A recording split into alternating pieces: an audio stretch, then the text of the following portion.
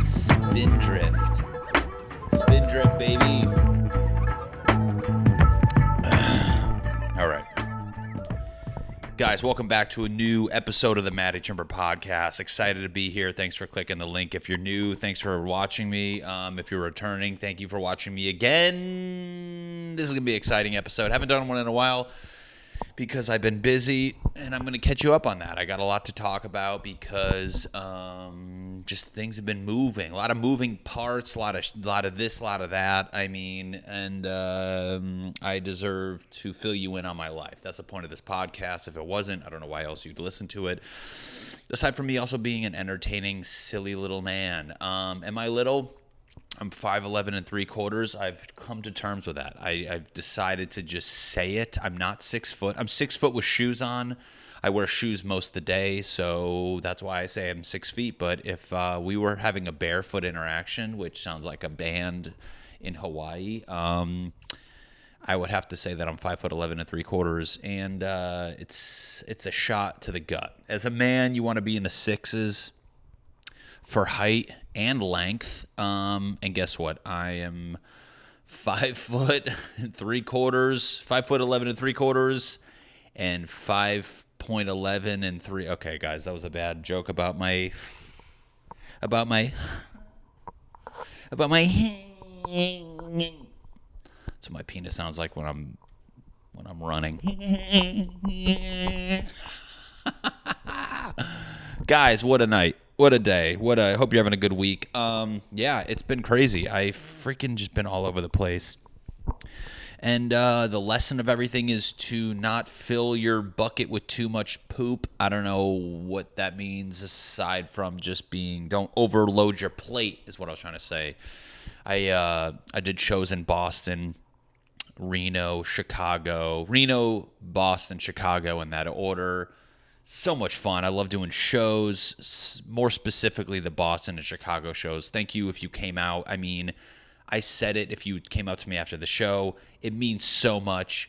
You're the reason I'm allowed to do stand-up on my dime to an extent, but to go on the road, make a living out of it, or at least attempt to make a living out of it. So if you were at those shows, I appreciate it. Comment below. I'll write back. I'll freaking say something nice.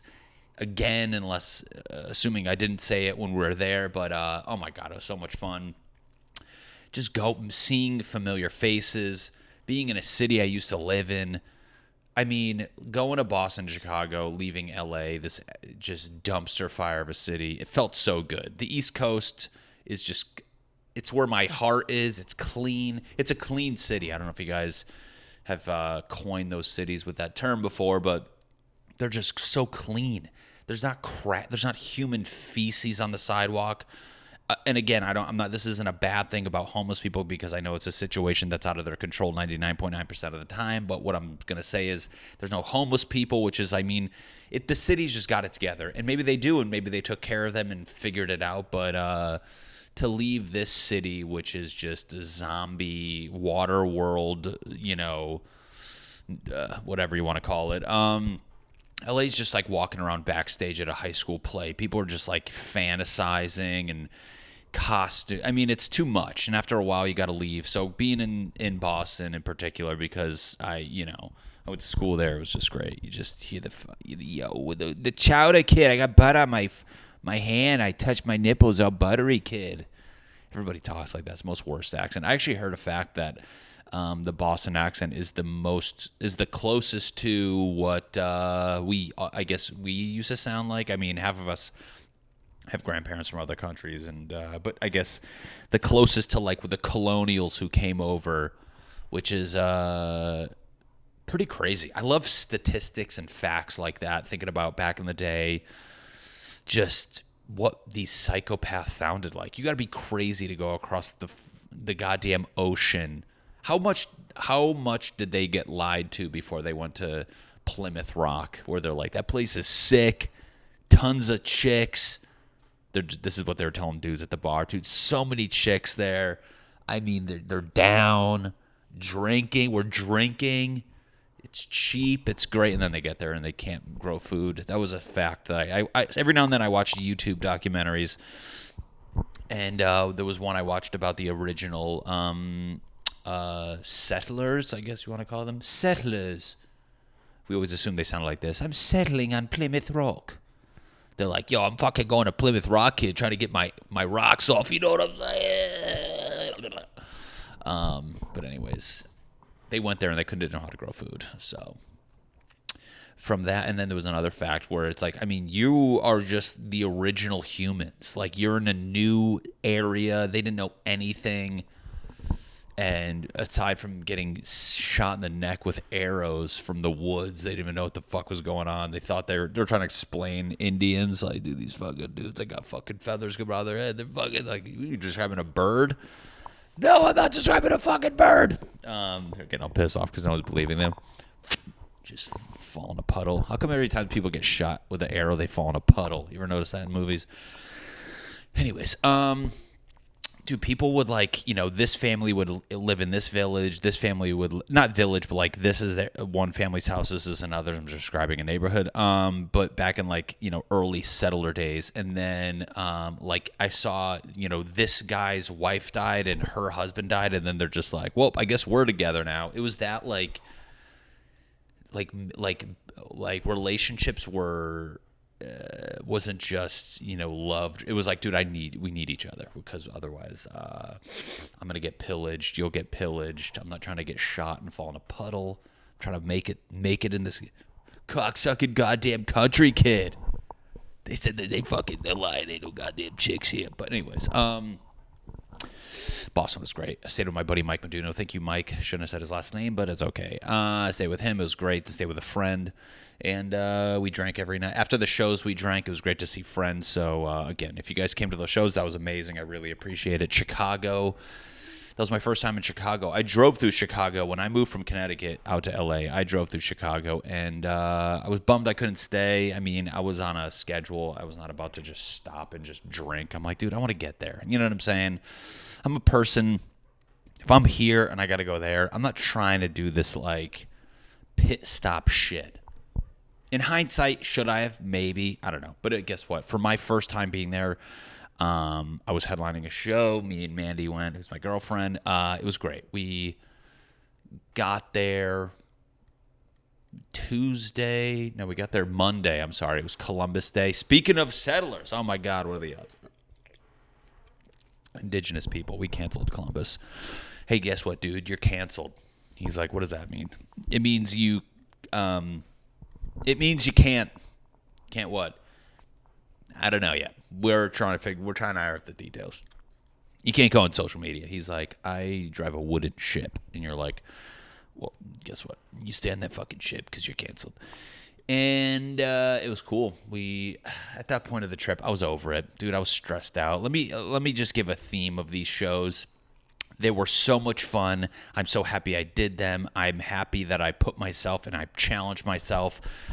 Even more of a sidebar, I'm a standalone stand-up comedian, meaning I have no representation, no agent, manager. No one's booking things for me. No one's, you know, peddling and pushing ticket sales. So everything's on daddy's shoulders. I can squat, but guess what? There's a point in time where my legs start shaking and your boy gets stressed.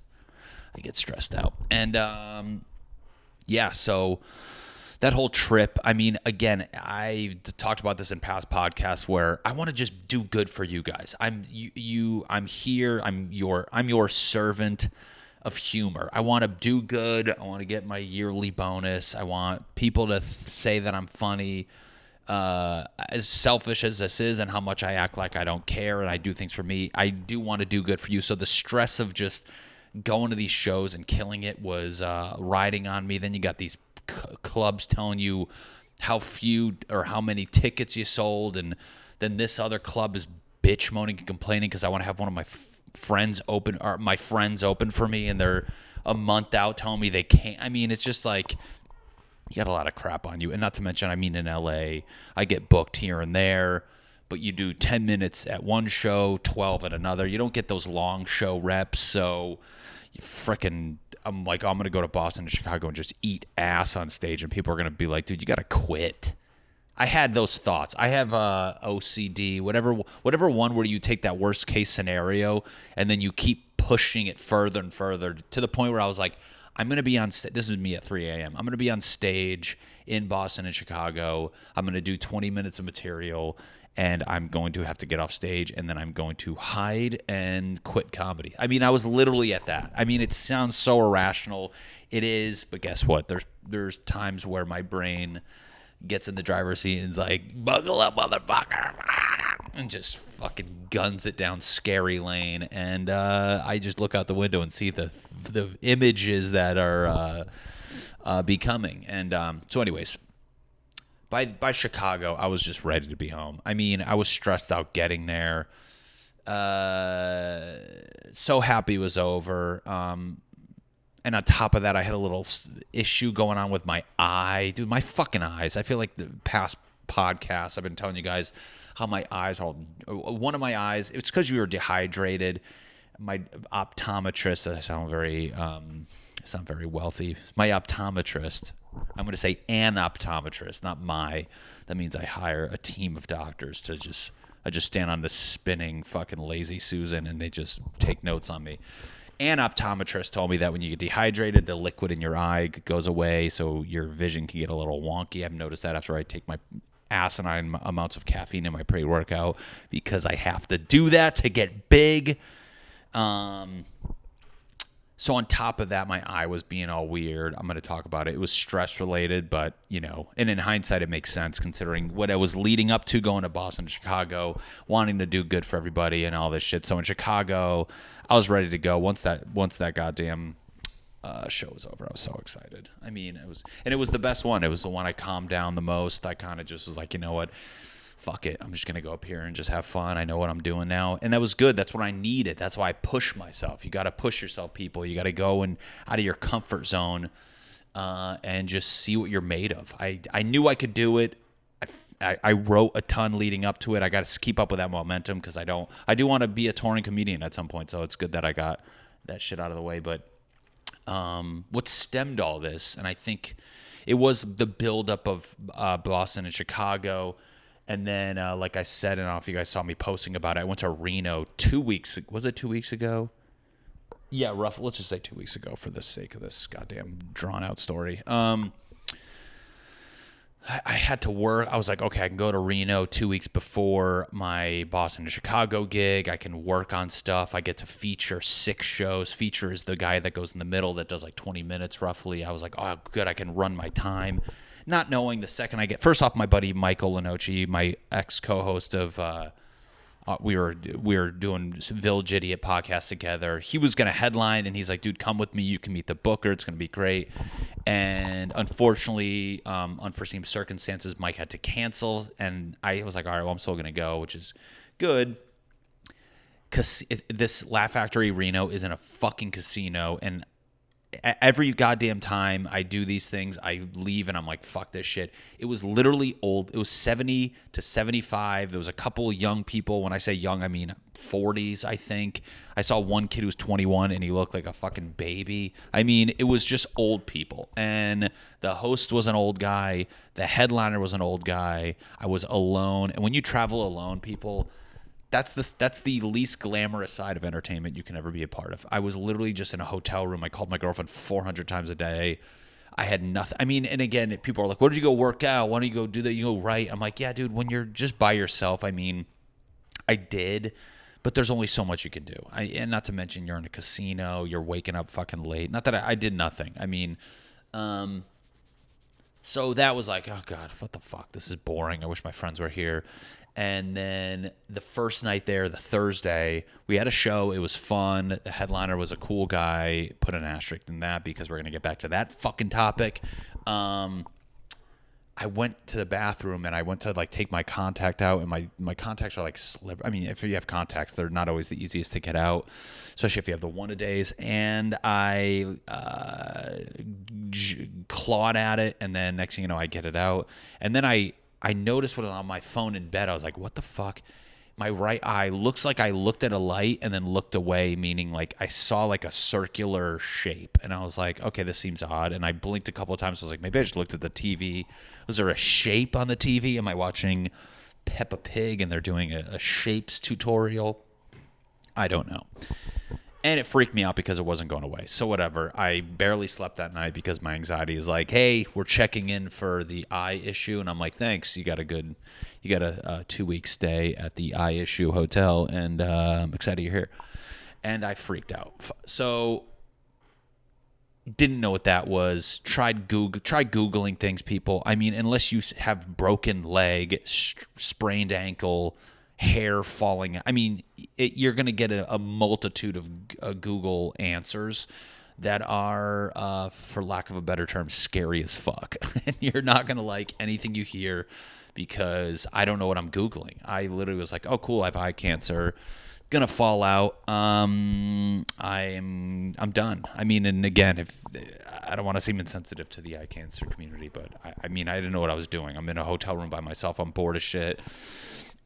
And it freaked me the fuck out. So the next day it was still there, and I'm just like, what the fuck? Like, this is, I've never, ever, ever had anything like this, to the point where, like, you don't even know what it is. Like, if you feel sick or ill, like, I guess you can have an idea of what it is.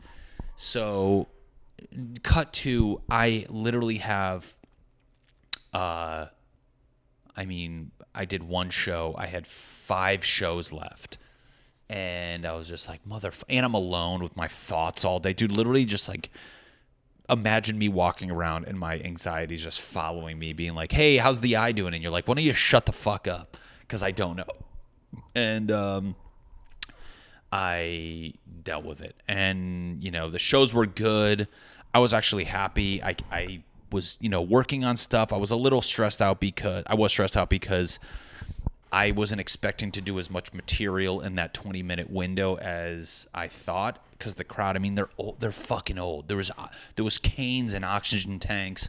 Thank God I have material that works on that, but it was material that I wasn't really even planning on doing in Boston and Chicago. So I'm like, fuck, I'm like not even working on the shit I want to work on, but I was just getting through it and I was having fun. And I'm like, it's more important to get comfortable on stage and just, feel good than stress about the exact material. So that was good. And the headliner was a cool guy. After the shows, he was down to hang, which again, he was like a 63-year-old dude. I don't want to say his name because of what I'm going to say after, but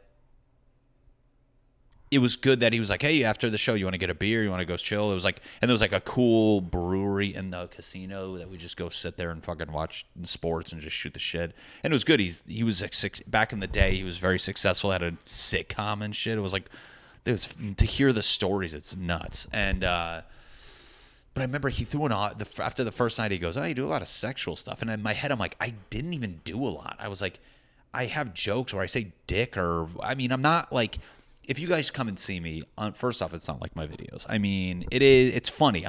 It's stand-up and my videos are two different things. So if you were to expect them to be similar, I mean, I'm not running around the stage being like, imagine me being anxiety right now and poop and coffee.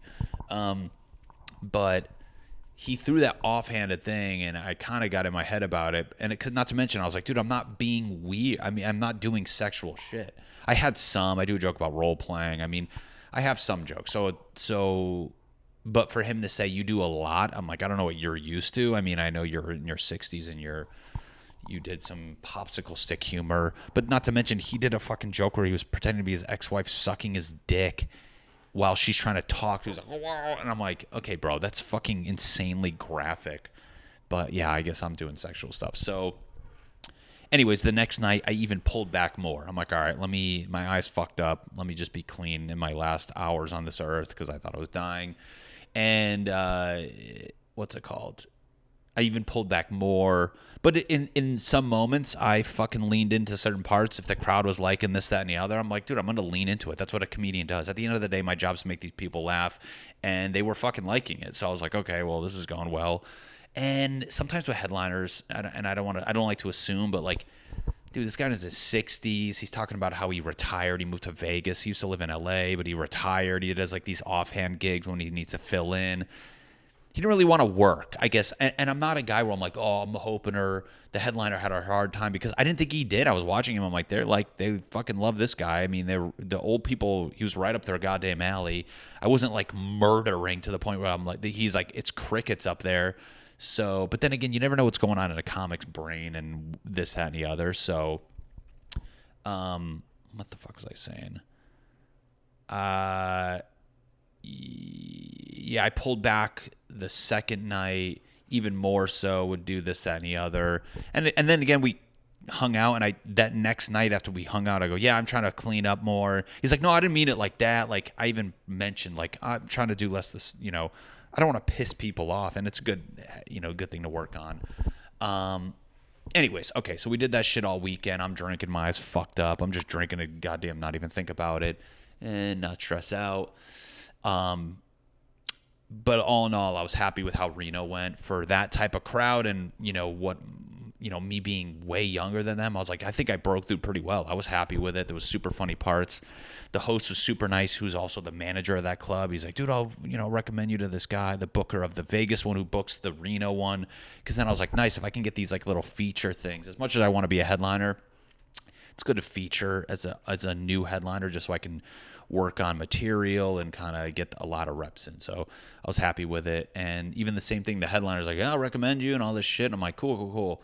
And then I'm flying back on Monday morning, and I emailed the booker, and I was like, hey man, thanks again for Reno. So much fun. I really appreciate it. If you have any openings for features in Vegas, I would love to do that, blah, blah, blah. And literally, it's just like, this is where like the stress, I mean, aside from stressing from Reno, thinking about the headlining dates and how I didn't get too much time, this is where it kind of like, I just feel like I got kicked in the gut, where I'll read it to you. I don't even give a fuck. Let's go. I'll read it to you, baby. Here we go. Sorry, let me pull up I'm on the plane. I write this, and then when the plane lands, this fucking motherfucker. So I say, okay, this is a good part.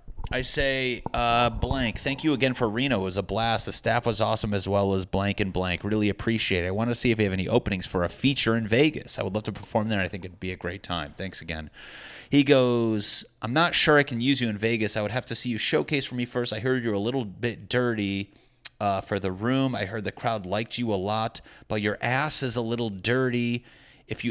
First off, this is an old man using voice to text, so there's zero punctuation. Old men don't know how to use punctuation. Apparently at 55 and up, you just forget what periods are.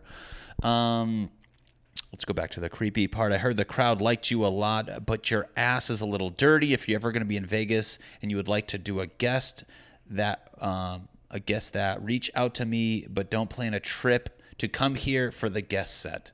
Makes zero sense. Glad you had a great time, blank. So, what the fuck?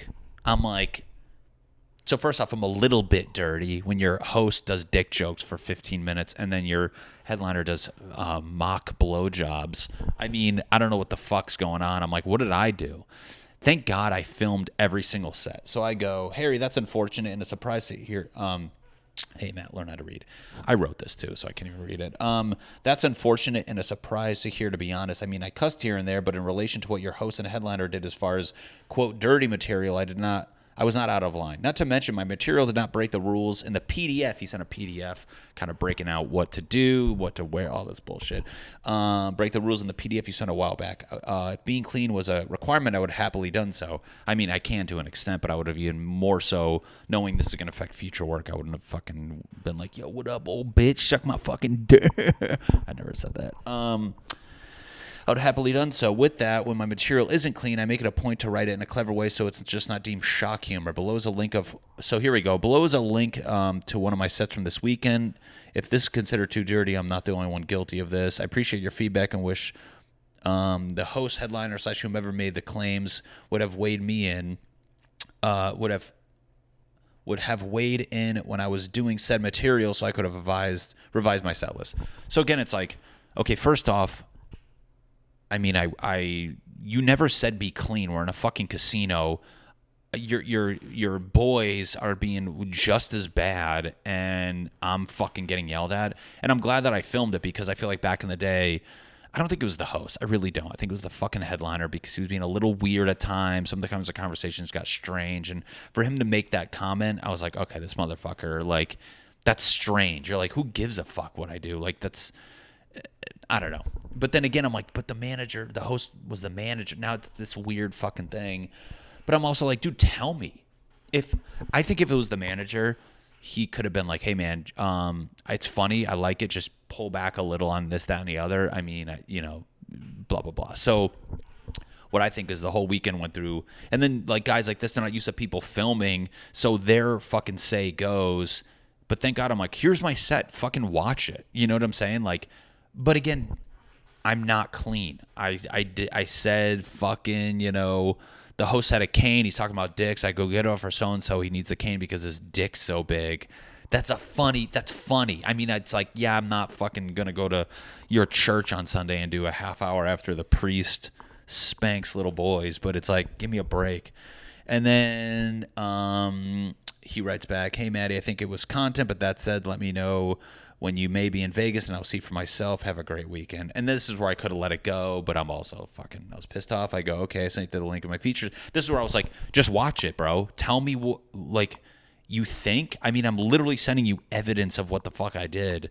And this is where I feel like a lot of comics and people who are like, I need the stage time, would have like been apologetic. I'm not doing that. This is my thing in like comedy, and I don't want to be difficult to work with, but it's like, yo, if I'm going to be in a position where I know I'm right, it's like, fucking watch it. I'm going to push on them and be like, dude, watch the thing. I'm sending it to you. I mean, you're speculating still, and I'm literally giving you the opportunity to watch it, which I know I'm a nobody. I'm an opener. This guy doesn't give a shit. He has a million other things to do, but, and he goes, let it go. Which, when he wrote that, I was like, yeah, probably could. But again, I'm like, you know what? Fuck that club. I don't give a shit. Like, I still will hit him up. I think he's giving me the benefit of the doubt, being like, yeah, whatever, just come by and perform for me, which is good. It's like, I will be there at some point. So that was a kick in the fucking gut. I was just like, yo, I mean, my eyes fucked up. At least I had a good weekend. They were both being complimentary to me, and then I leave, and then these fuckers are like, guess what, bitch? You can go fuck yourself. So... and then I got back, and then I was like, God damn it. I was home for literally a day and a half, and I had to go do Boston and Chicago, stressed out. But I was like, you know what? There's two stories here, and I don't want you guys to think I'm bitching. I'm trying to paint the picture of why my eye got all fucked up and why it became progressively worse, because I did go to the optometrist when I got back from Chicago, and they did say it's a stress thing, and it's going to go in its own, and it's fine, and don't worry, and chill the fuck out, which it's good, because even being home in Connecticut, seeing my family, my nephew, you realize, like, it's so easy for us to get caught up in, like, the bullshit of our jobs and stuff, that you see, like, me, my girlfriend, my sister, brother-in-law, nephew, and then some people they know went to, like, a little apple harvest thing. It's like a carnival or fair, whatever you want to call it. Just seeing, like, kids fuck around and, like, like, I'm like, oh, none of this shit matters. Like, it doesn't, I'm worrying about some dumb fucking old man booking me so I can make a couple $100. I mean, I'm like, it doesn't matter. And it was a good lesson to, like, chill the fuck out. And even so, like, just seeing the lifestyle of, like, to not be working 24/7 and, like, to sit on the couch and just watch TV and chill out and not be having that voice in my head freaking out about this, that, and the other. And also on top of that, after doing the Boston and Chicago shows, I was like, hey, it went great. Be confident in yourself. I think I'm very confident, but there's times where you kind of, you get your bad side gets the better of you, thinking you're like, oh, should I be doing this? It's like that imposter syndrome. And you see a lot of, like, people who are starting to get good opportunities, they get that. And I'm like, so anyways, it was a good lesson to be like, one, chill out, take time, do me time. She said self-care, and I'm like, masturbate. She's like, I didn't say that. She being the optometrist, me being too vague, you guys not getting the joke, and now I have to explain it. It's not funny. But anyways, it was. Oh, and then on top of all, finish this thought. It was good. So when I came back here, Went to the doctor. They told me it's going to go away. I just need to chill out, and it feels good to be back. So, yeah, I don't know. All in all is good. I mean, even the Reno thing, I don't give a fuck about anymore. What are you going to do? And if anything, lately, I mean, I get back here and it makes, to do the road and to get a paycheck where you're like, oh, nice. Between like making my videos and then doing the stand-up, I can definitely stress less about money and all that stuff. And it's a lot, people. I mean, I thought, and I tell people when they're like, how's it not having a job? I'm like, jobs, when I had a job, I don't want to speak for everybody. When I had a job, it sucked, but it wasn't stressful. Like there was times where it would be annoying, but there's oddly this like calmness to having a job where you're like, bro, if shit hits the fan, it's not like, I don't give a fuck. I mean, I'm doing everything I got to do. Like it doesn't matter. Like with a construction project, it's like, if I just do everything I have to do and shit hits the fan, it's like, fuck it. What, like I don't give a fuck. I hate to say this. I was like, I don't give a shit. But having a job sucks. And luckily, when a job sucks, you can come home and it goes away. And, you have like a work and you have a home. I know some people get stressed out when they bring work home. And I've definitely tried to not do that, when I was still a corporate man.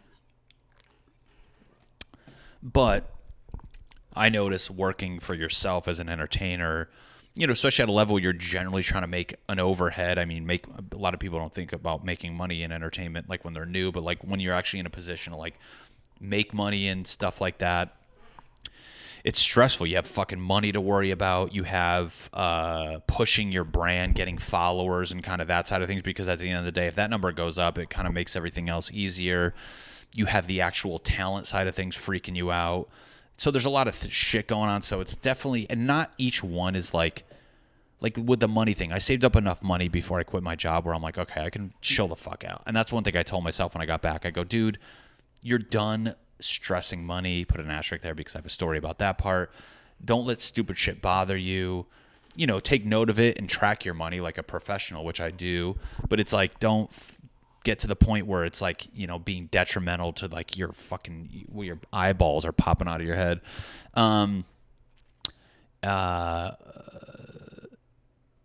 So the money thing, yeah. Oh God, my brain's like fucking shit right now. When I said asterisk, it got me completely taken out of the fucking thing. But, oh yeah, having a job. It's just stressful though. You got all these moving parts, and it's kind of, it's new. That's the thing too. It's new.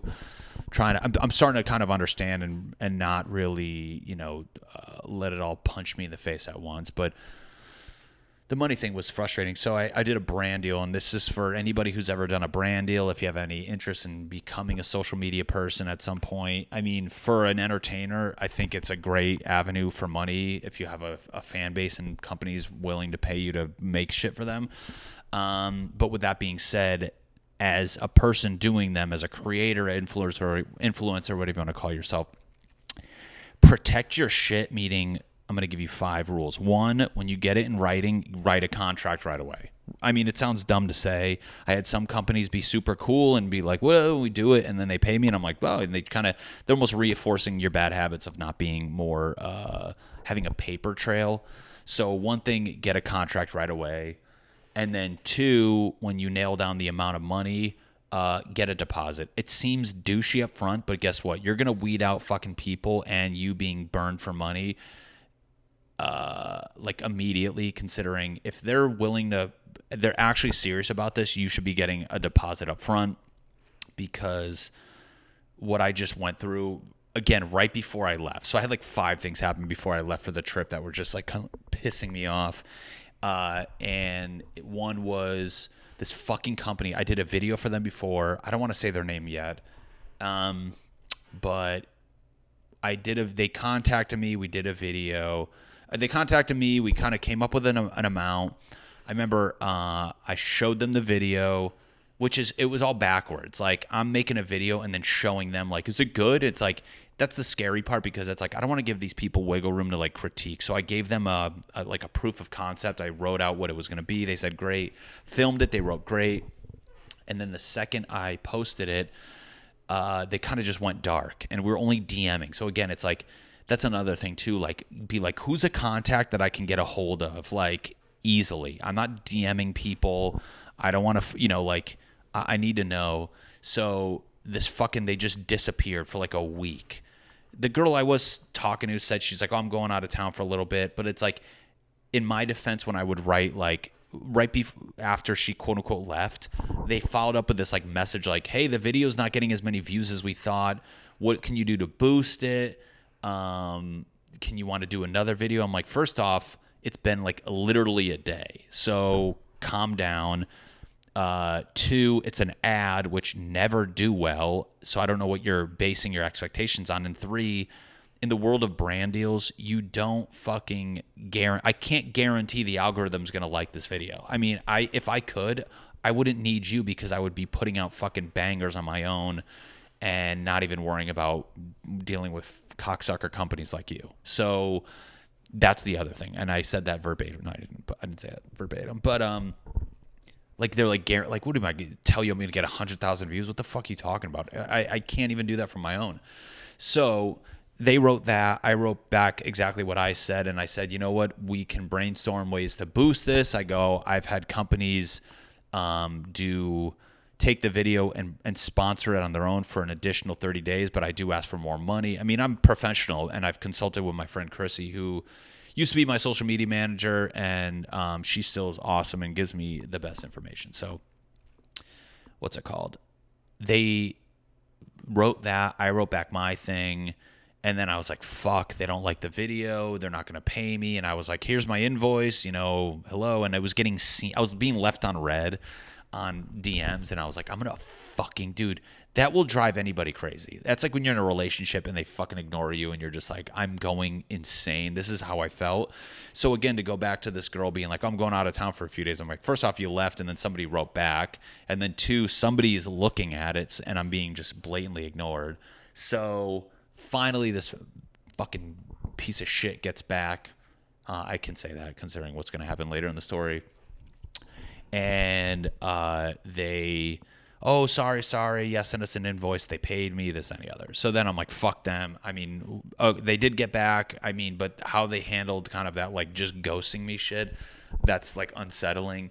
And then they reach back out and they're like, oh, we have this like very lucrative proposition for you, blah, blah, blah. And I'm like, okay.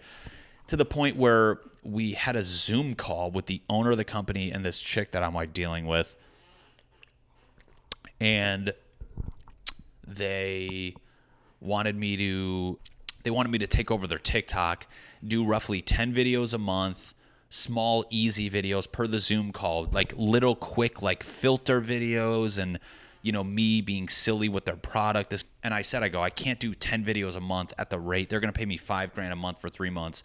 I'm not doing a video, 10 videos, if you think they're going to be like mine. I just can't do that. That's editing. That's like, do like my style with the editing, like those, like the shit I do with multiple people, this, that, and the other.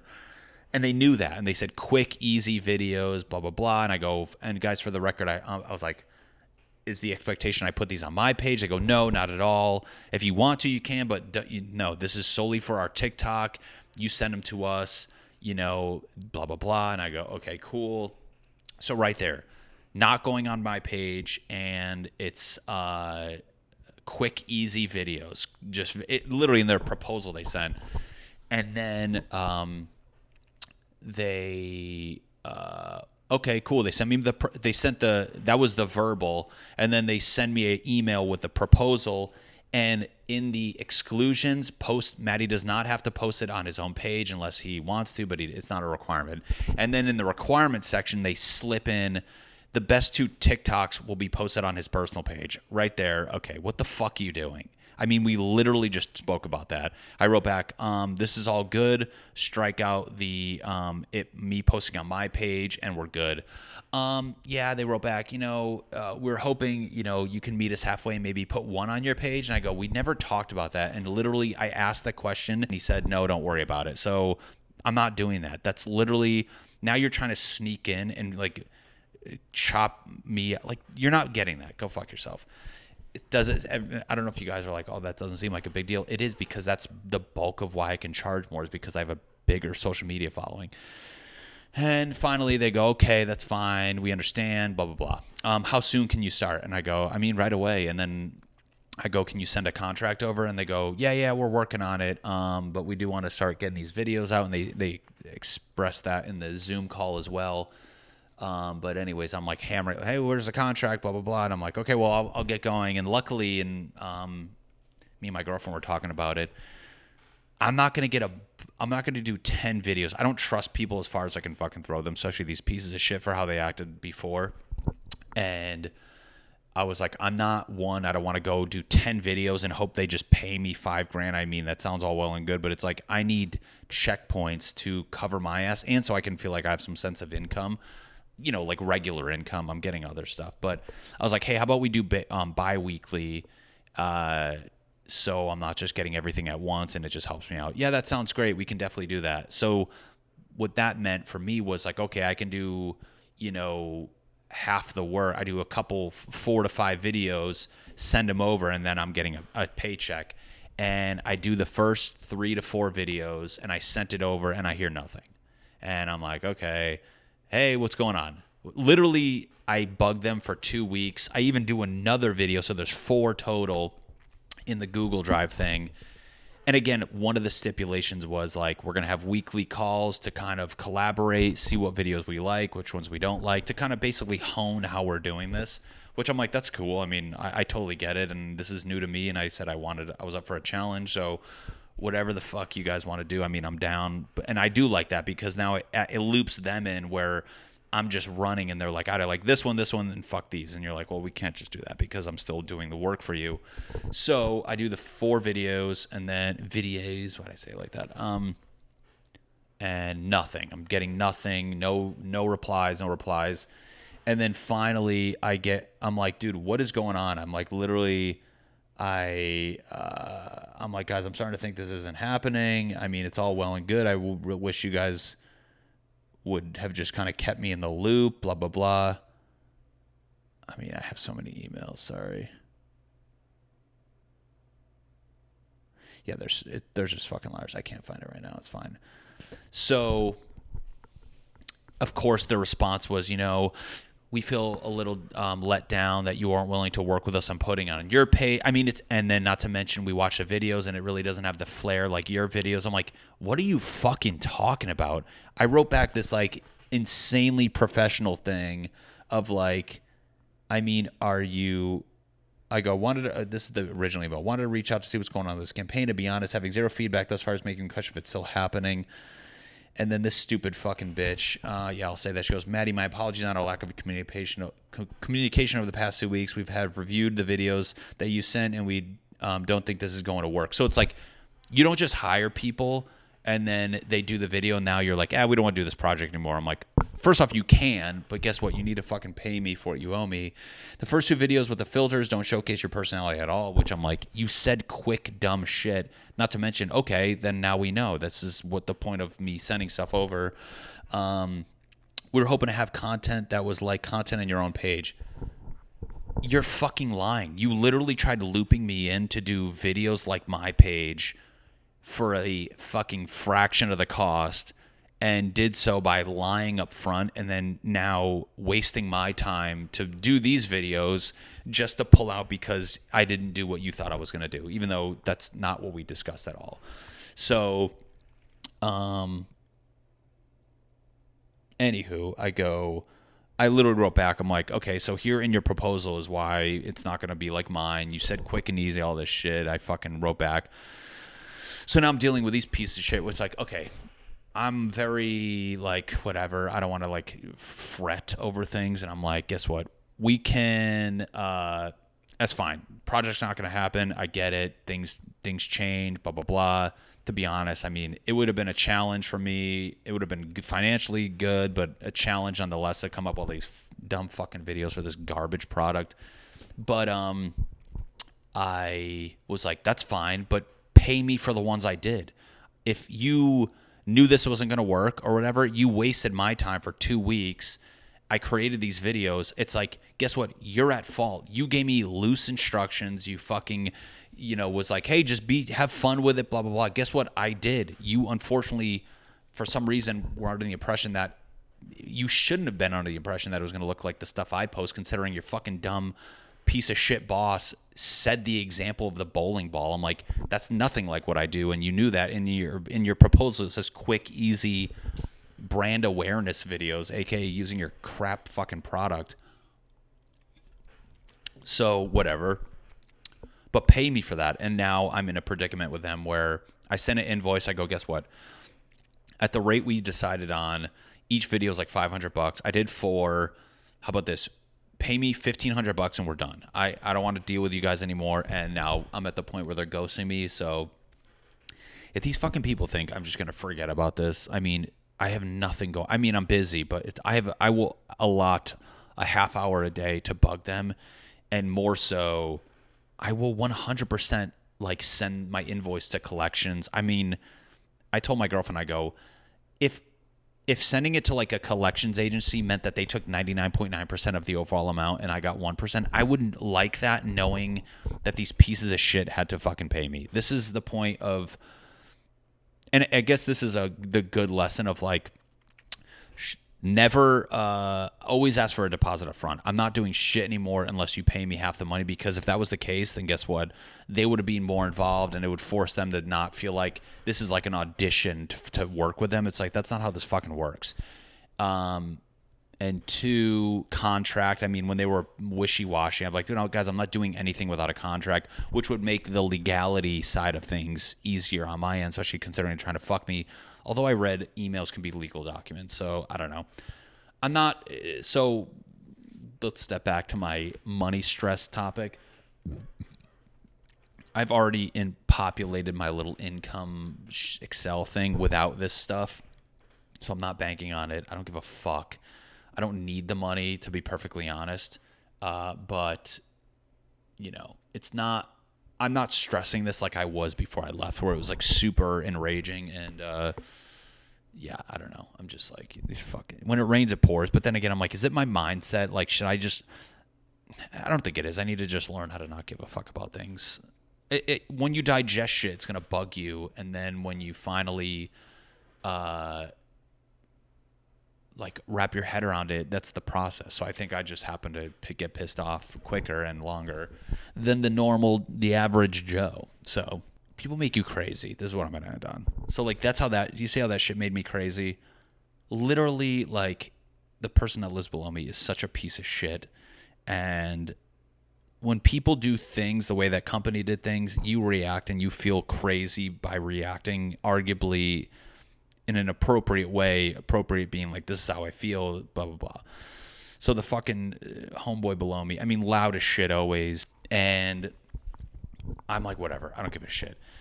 The only time it pisses me off is there's been times where they come back late at night, midweek, when I still had a job, and it's like a Tuesday. The example I use, it was a Tuesday, fucking like 2 a.m. They come back blasting music, and I'm like, yo. And I'm like, okay, maybe they're drunk. They're coming back. They turned it on by accident. They're going to pass out. It was like at least a half hour plus. And I'm like, all right, yo, can you turn it on music? I text them. And then the reply wasn't, oh, my bad. It was, I'll do it this time, but just so you know, you're loud always. And I'm like, first off, I live above you in a building built in the fucking 20s. I mean, I can fart and you'll hear it. So go fuck yourself. 2, we live in an apartment building, so suck my fucking dick. Make money and live on the floors above you, so you don't have people the second and third floors, so you don't have people stomping above you. I'm a fucking grown man walking around. I mean, go fuck yourself. And then 2, the fact that you are now judging your behavior at a 2 a.m. on a Tuesday against me just living. I mean, where is the text being like, hey, you're being kind of loud now? I mean, I'd rather you say that and I'd be like, okay, my bad, I was fucking doing something. Be open. Don't be a fucking bitch, little petty shit. And then you're like, oh, well, I'll do it this time. No, you'll do it every fucking time. How's that sound? Every time you're loud, I'll make you shut the fuck up. That's how it's going to be. So you're being a little fucking punk. And then on top of that, he manages this building, which is hilarious. What's it called? The person at the parking spot next to mine moved away, and he started parking there because his man parks the one next to that, which I'm like, I don't give a fuck where anyone parks. I don't pay attention to shit. until I got my new car. I'm driving a Honda Accord, no big fucking damn, baby. And I notice a couple door dings on the side. And I'm like, okay, there's not like one, there's like 5. And I'm like, the second you start parking next to me, I notice these fucking dings. And before we left for the trip, another pre-chip issue that I was dealing with, I took a bunch of photos and I go, I swear to fucking God, if we come back and there's more, I'm going to lose my mind. There was not more. I haven't compared photos yet. There might be, but it wasn't enough. It was one of those things when I got back and I went to the doctor and they were like, you're stressed out, just chill the fuck out. I was like, whatever. That's the thing where I was like, it's just a door ding. I'm not going to lose my mind. But it's like, I know what the fuck. I know you did it. You have a fucking Jeep. Your doors don't have fucking like they fling open, because I've been in those before, because they're pieces of shit. So I got to the point where I was like, I have to catch. Before I left, or when I got back, I was still pissed off a little bit. And I was like, I have to catch this. I need to catch it in the act. And I bought Amazon security cameras. And that was the point where I was like, now I'm being crazy because of that stuff. And I have yet, the good news, I haven't opened them yet. I'm going to return them, because I'm like, I'm not going to be that guy. I'd rather just catch it in the act. But you're just like, why are people pieces of shit? Dude Below Me, piece of shit. Who else? Old Headliner, you're a piece of shit. Booker, who doesn't want to even extend an olive branch, although he kind of did, so you're not a piece of shit. It's just like, what the fuck? And then how I react makes me feel like a crazy person. And on top of that, now it affects my own body, and that's not a good thing. So the lesson I'm taking away from all this is, when something bugs you, step back and be like, is this worth me getting annoyed over? Because when you're physically absorbing it and it's fucking you up, I don't think it's worth it. So, guys, let me be the guinea pig in your life experiment and see the shit. But if you're a creator, please listen to what I said. And if you have questions, DM me. Guys, if you want me to go to a city, I'm trying to start an email list thing so we can get an idea of where everybody is. So I'm not just blindly booking shows and praying that they come. I'm still going to go to Spokane in December. I hope you're going to come, December 4th. And, yeah. Thanks for watching, guys. Love you. Goodbye.